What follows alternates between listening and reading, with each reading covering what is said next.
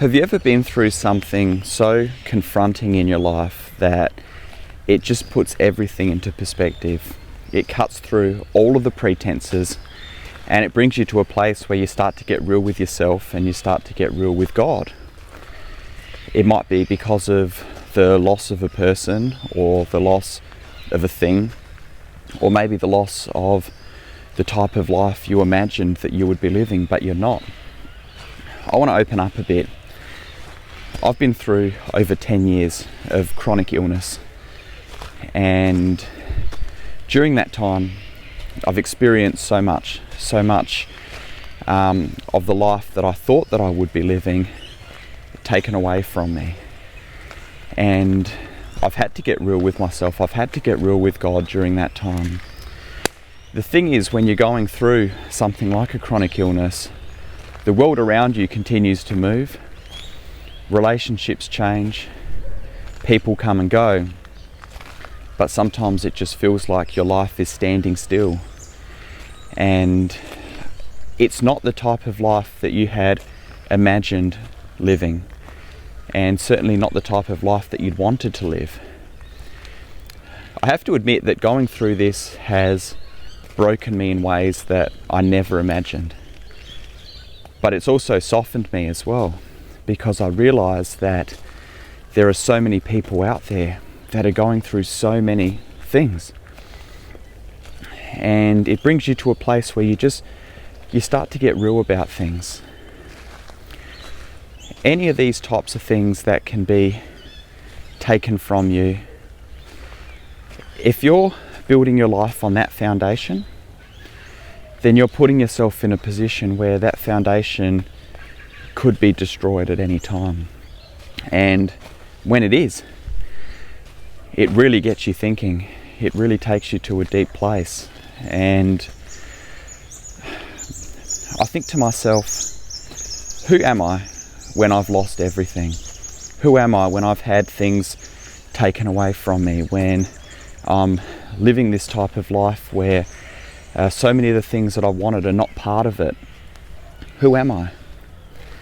And it makes me think that if you're not building your life on the foundation of your identity and relationship with Jesus Christ, then, as I said, you're building it on a foundation which can be taken from you at any time.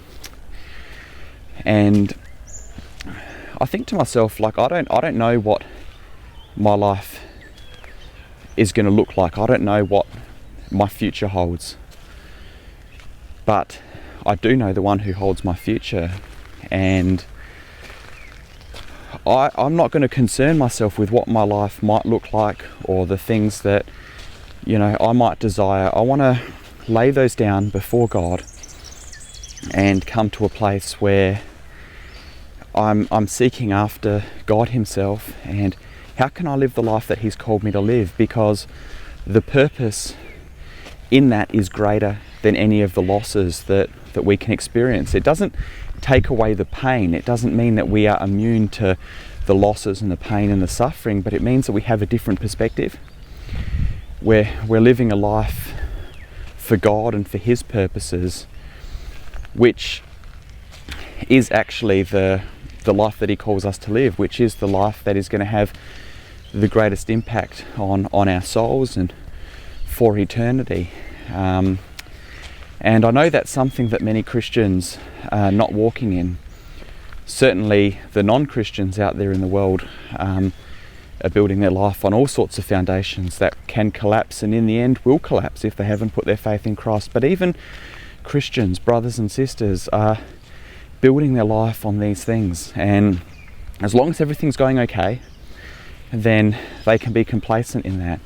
And someone can even go through their whole life like that, but actually miss out on the type of life that God has called them to live. I'm not saying that the Christian life is just going to be filled with all suffering and loss. God can bless us, and he can bless us in many ways at any time. And I'm hopeful for many blessings in my life going forward. But the question is, if those things that we want don't come about in the way that we want them, in the time that we want them, or at all, then who are we? What are we defining ourselves by? Are we defining ourselves by the things that we don't have, by the life that we wish we could have? Or are we defining ourselves by the relationship that we do have with Jesus Christ and with the purpose that we have, regardless of what's going on around us?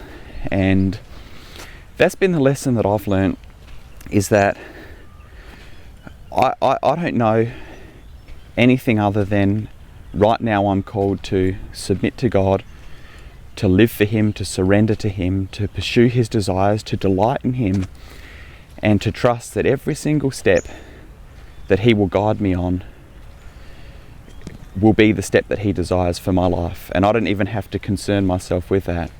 And that's actually a place of great freedom.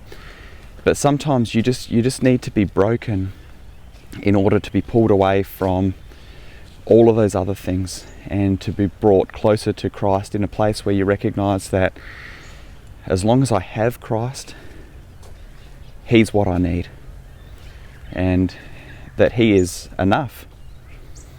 And this is something that we can grow in more and more. And if nothing good were to happen in terms of the temporal sense, many of the things that I desire in this life, my prayer and my desire is that I would live a life that God desires for me, that I could be a blessing to people, that I could pour myself out, that I could use the losses that I've experienced to comfort those who are experiencing loss, that I could use the sufferings that I've experienced to comfort those who are suffering.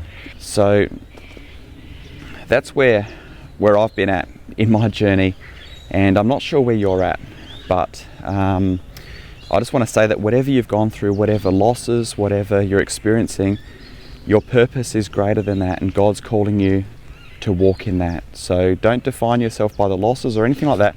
Define yourself by who you are in Christ and the purpose that He's called you to live. Focus on living that out every day, and you can be a blessing to many people in this world and to really have an impact for eternity. And you're going to experience a peace and a joy inside of yourself, knowing that you're walking in that despite things maybe not being exactly as you want. So would love to get your thoughts.